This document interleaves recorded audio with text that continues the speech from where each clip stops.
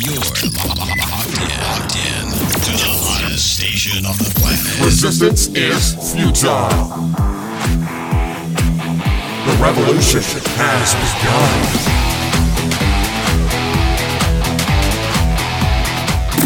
You're listening to Rebelpreneur Radio, helping you break the rules and build the business you need for the life you want. And now, broadcasting his pirate signal from somewhere beyond the status quo, here's your host, best-selling author, marketing and media strategist, Ralph Brogden. Hello and welcome to Rebelpreneur Radio, the show that helps you build the business you need so you can live the life you want. I'm Ralph Brogden. We talk about the status quo. Here comes my pirate signal from somewhere beyond the status quo. If you do what everybody else does, you're going to get what everybody else gets, and that's not going to create the business that you want, to give you the life that you want. So entrepreneurs and rebelpreneurs are risk takers, and they are breaking the rules in a good way, not in a bad way, but in a good way, going beyond the expectations of the market and creating something that is new and exciting and different. Today's guest is all about creating lasting, positive social impact through business and overcoming the status quo. I am here today with Candy Ho. She is a co-founder of Element Lifestyle Retirement, an innovator who has sparked a movement across Canada and all the way to Australia with an intergenerational aging in place movement. Her vision has won international awards, and her purpose is to break through the stigma around old folks' homes, quote unquote. Candy's ideal and passion is to contribute to society through her daily work, so she embodies the Rebelpreneur mindset, building the business you need so you can create the life you want, and in this case, create positive social impact. Candy Ho, welcome to Rebelpreneur Radio. Thank you, Ralph, for the opportunity. Very honored to have this time to share my ideas and vision with everyone. It's very exciting to have you, and I want to learn, first of all, tell us, what is the intergenerational aging in place movement? Well, it is trying to create a better and new way of living where seniors are able to get the professional daily support as well as nursing care without living in communities that are labeled and categorizing them as old and needy, and also communities that tend to separate them from their legacies, which is their next generation, as well as the meaningful relationships that they've cultivated throughout their life. So we create communities where we provide independent living, assisted living, and licensed care, not only in a community that has separate buildings, but it's all actually under one roof, so that couples can stay together regardless of whether they're aging at different rates, which actually is about 95% of the aging population. Couples don't age the same rate till the end of life. But also keeping families together. We're the first ones to be able to allow the adult children and even the grandchildren to live together in the same community as their parents so that they can be family instead of caregivers. And so that removes the sense of burden from the elderly on their next generation, and also removes the sense of obligation from the adult children to help run errands and switch out light bulbs and help them with the computer, things like that. So I'd say we've brought a lot of happy tears to many families, and it's been hugely rewarding. So if I take what you just said, and I want to make sure I understand what this is, intergenerational aging in place, you're not dividing up families anymore. When someone gets older and they would typically go to a nursing home or assisted living, you are creating a space, creating a community that is multi-generational so that grandparents don't have to be separated from parents and grandchildren and sons and daughters. You're helping to maintain the family even when it gets to a point where a lot of senior citizens would have to go to a nursing or assisted living facility. Mm-hmm. And I would say even like the whole retirement living space has improved vastly since I'd say like the 90s when my father started the aging in place movement to provide all of those levels of lifestyle. But still, it did have the age covenants. And I say that it's still something that I deal with. This challenge is the government regulations and the impositions of age restrictions that segregate people. But with our concept, we are able to explain, and they all embrace it, and they just have to change the law for me. But in our sense, we're not labeling our communities a retirement community. It really is just home, like any other home. And it doesn't, for example, our community in Vancouver core, the west side, called Opal by Element, instead of an entry age of about, the average is like 85 in our industry, we actually have people in the 50s, 60s, and 70s, very evenly distributed in that age profile. And then we also have grandchildren living together. And when I say that it helps family dynamics also is because they just all come home and then enjoy activities and amenities that are meant to really create meaningful bonding experiences. So in our soundproofed intergenerational spaces, we actually have childhood educators and facilitators helping to have the seniors sit in circle reading time, teach them knitting and sewing. They do gardening together, and instead of seniors feeling like they're a burden on society, they're actually still actively contributing, for example, to local farmers markets, and they feel like they're able to pass on their wisdoms and sharing their life stories and experiences. I got to say, from looking at the website here, this is very, very impressive. If our listeners have a vision in their mind of what a retirement community looks like or what assisted living looks like, Candy, this looks more like a resort. It looks like a 5-star resort someplace.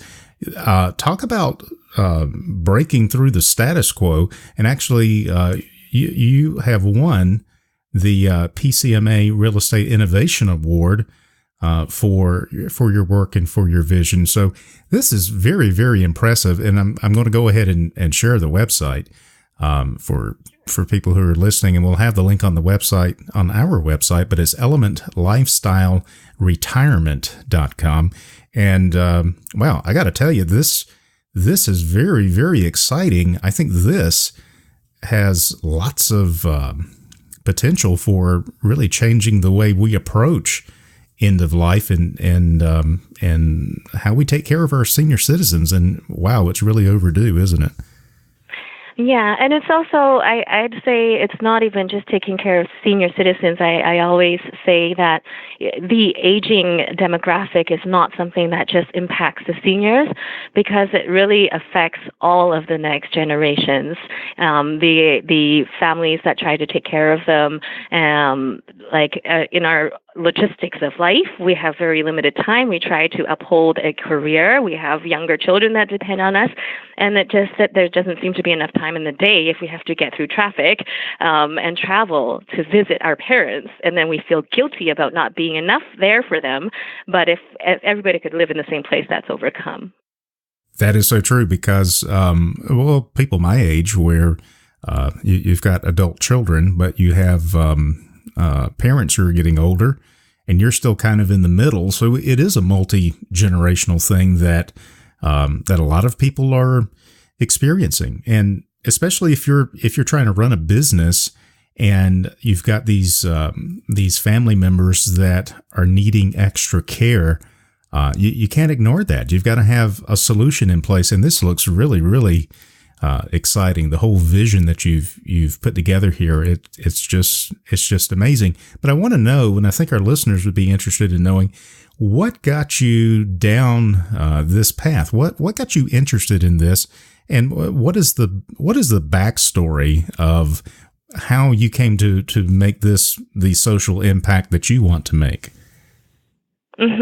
Well, okay. Well, this takes me back about 20 years when I was actually originally planning to become a physician.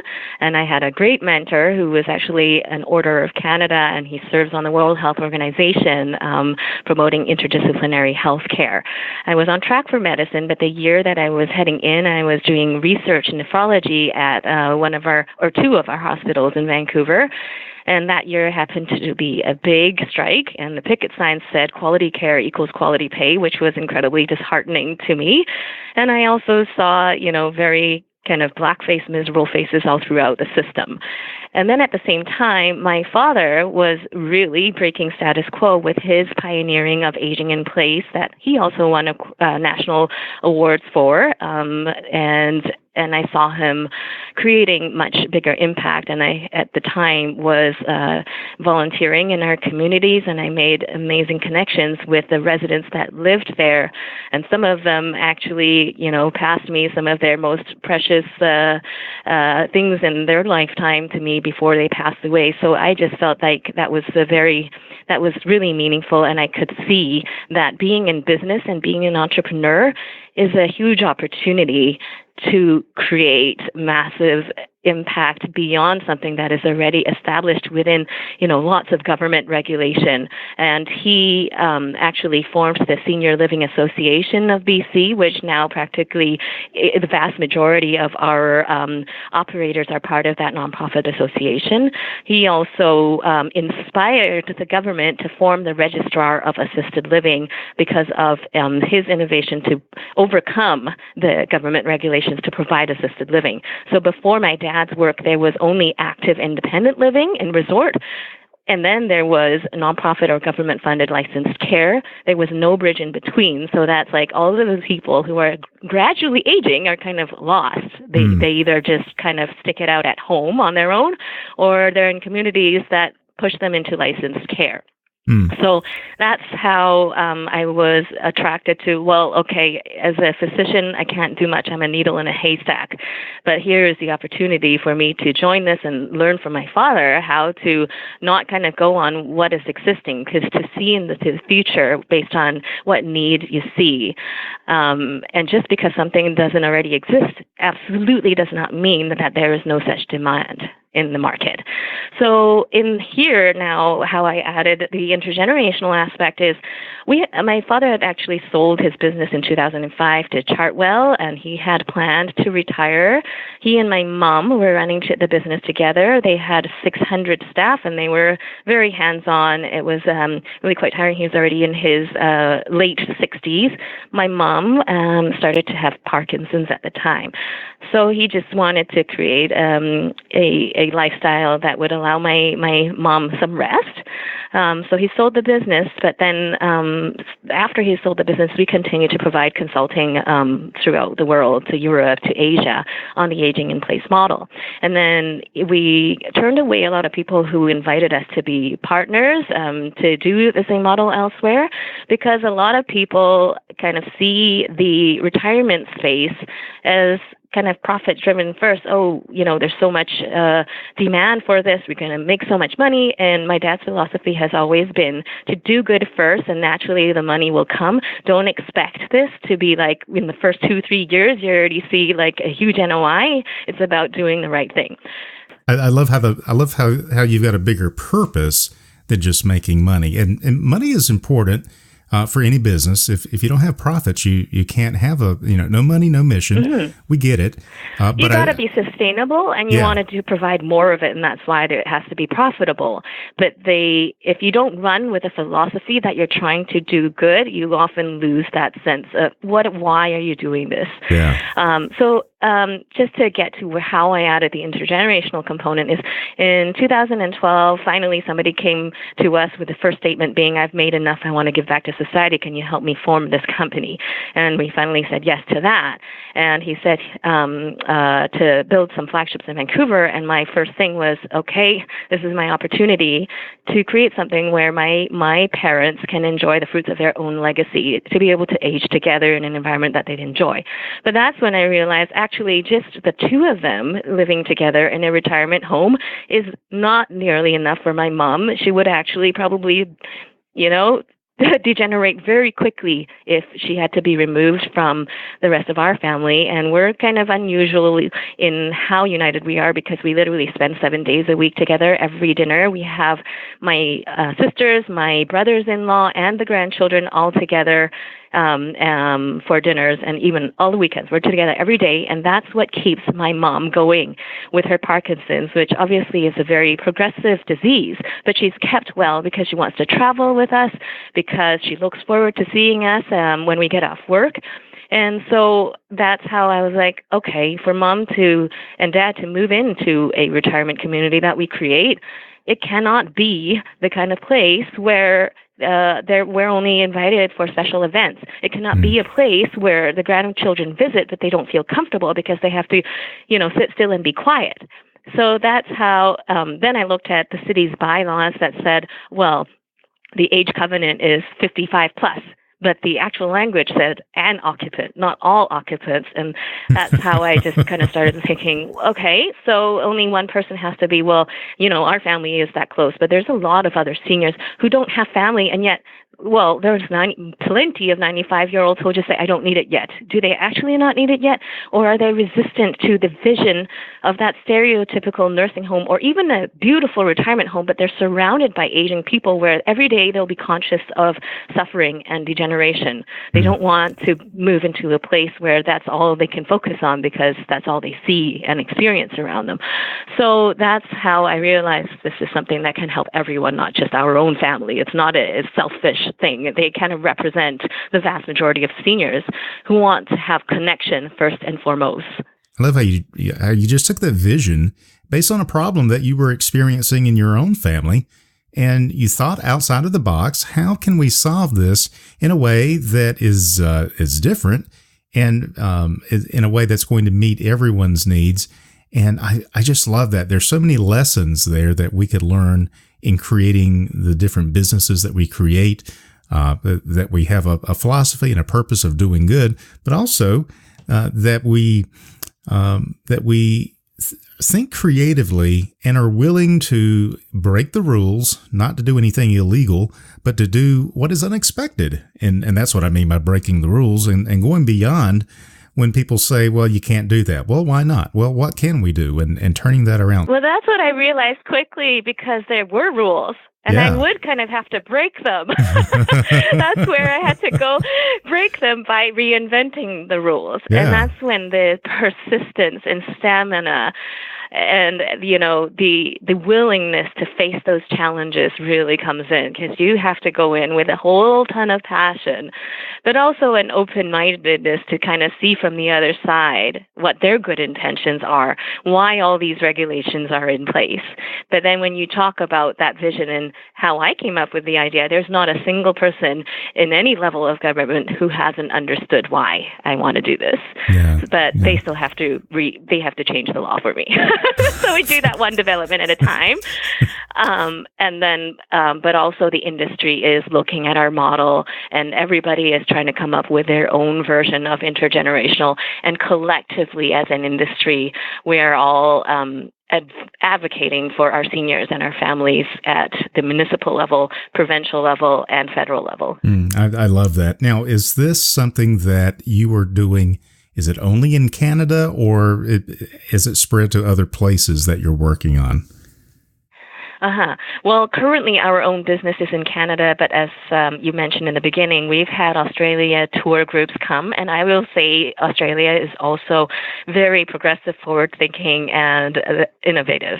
But they sent a group of about 40 retirement specialists and architects who came to learn about our model, and then there was a bit of sharing on how they also try to overcome some of the government regulations and build purpose-built communities, mixed-use communities, but we all face the same challenges, and it comes from the government. Of course. But we also, on our own business, the partner that had asked us to form this, I'll say, he's actually from China, where there is a huge social crisis because of the one-child policy, where even though there's a lot of family values and the adult children would love to care for their elderly, it's just really quite impossible with two trying to look after four elderly parents. So like, they don't have siblings to help, right?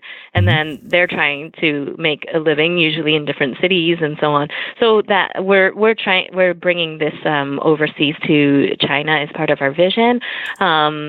But I'd say that our work, because of how transformative it is and that it's not been done, we are attracting a lot of attention from everywhere. And even if we are not the company that actually, sees it through and stick handles all the work, we are just by inspiring new ideas, it is having an impact, I think, around the world. Oh, definitely. Well, I mean, it's got me motivated just to hear your ideas and think about, because I've talked to so many who are trying to fix the system, and maybe we need to get outside of the system and look for a completely different solution. And I really love what you're doing here. On the next on your agenda, it says that you are looking to create wellness communities. Tell us more about that. Mm-hmm.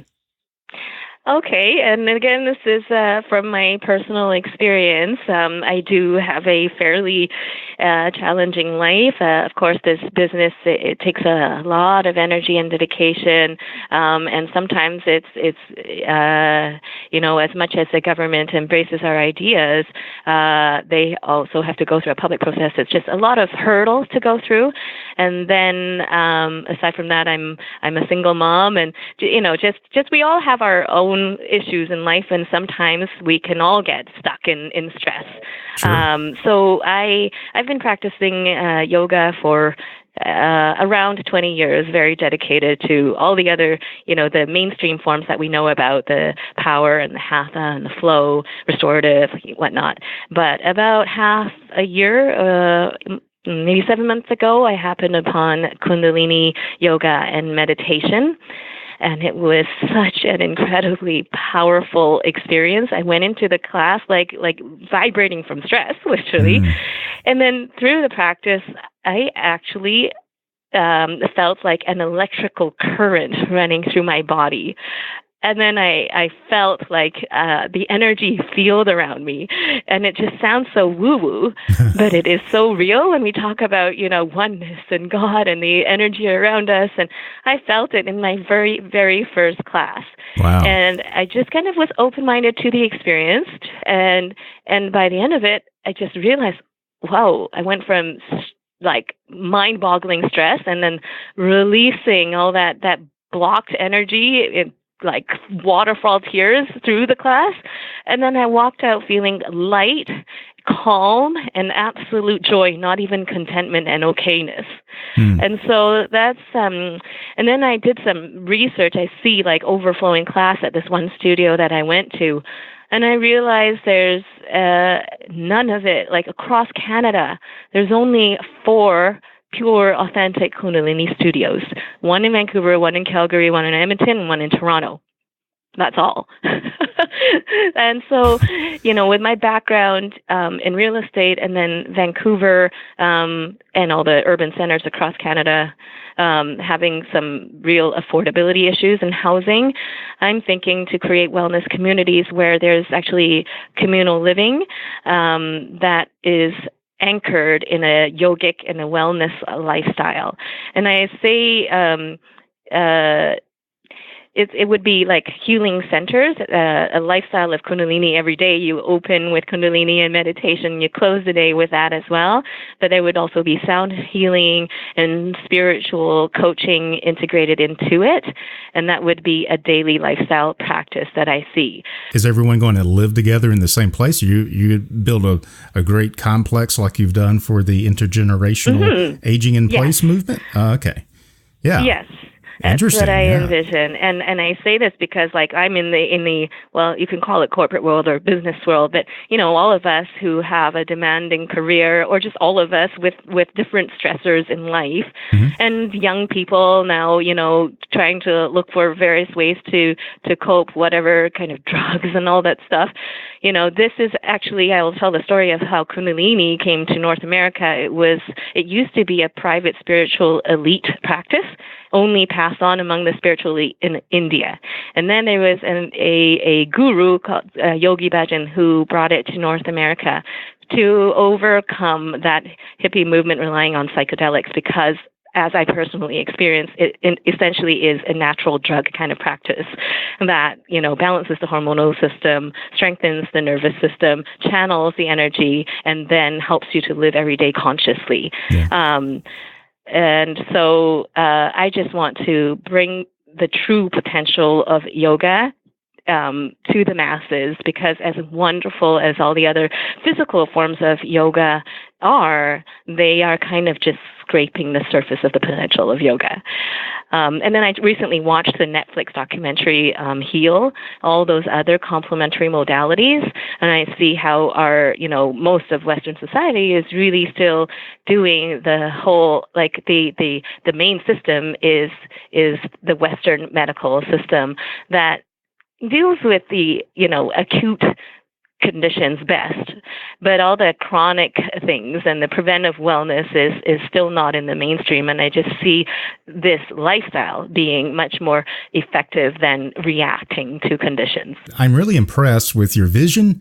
You've got a lot to offer, and I think that you are creating positive social impact through your business and through all the things that you're doing. So it's been a real pleasure to have you on the show today. I've been speaking with Candy Ho. She is the co-founder of Element Lifestyle Retirement. She is an innovator, as you can tell by now, and she has sparked a movement across Canada, all the way to Australia and around the world with an intergenerational aging in place movement and vision that is winning awards and changing the way we think about aging in place. So if you want to find out more and take a look at this, I think you'll be really impressed. ElementLifestyleRetirement.com, and we'll have that link on the site. Candy, it has been a real pleasure to have you on Rebelpreneur Radio today. Keep up the good work, and thanks so much for your time. Thank you so much for the opportunity, Ralph. You've been listening to Rebelpreneur Radio with Ralph Brogden. Download the show notes and much more at rebelpreneur.com.